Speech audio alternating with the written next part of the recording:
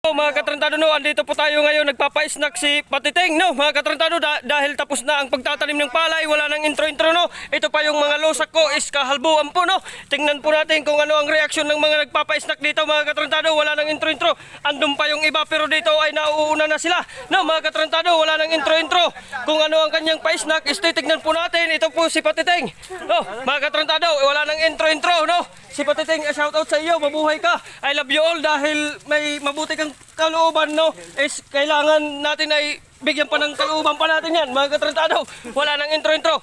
Is pumurot lang po kayo hanggat gusto niyong nabubuhay, mabuhay kayo nang may itlog pa, no, mga katrantado. Yan po, mga katrantado, is ganito po ang pamumuhay namin dito na hindi namin ikinakaya. Sige, purot-purot lang kayo, mga katrantado.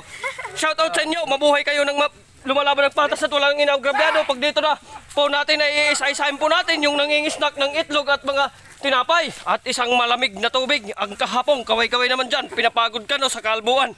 Iyan po, mga katrantado, kung gaano kasi katrantado. At dito po sa kabila is may maraming po akong hanang, no. Wala nang intro-intro.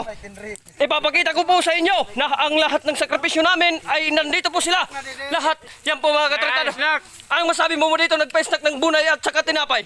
Thank you po. Wala pong soft drinks kasi mahirap lang po ang nagpapatanim ng palay kasi hindi po siya konsehal, no, mga katrantado. Pero ito yung mga kabataan dito. Mga kabataan na tumatatakbo, pero ngayon andito na po siya.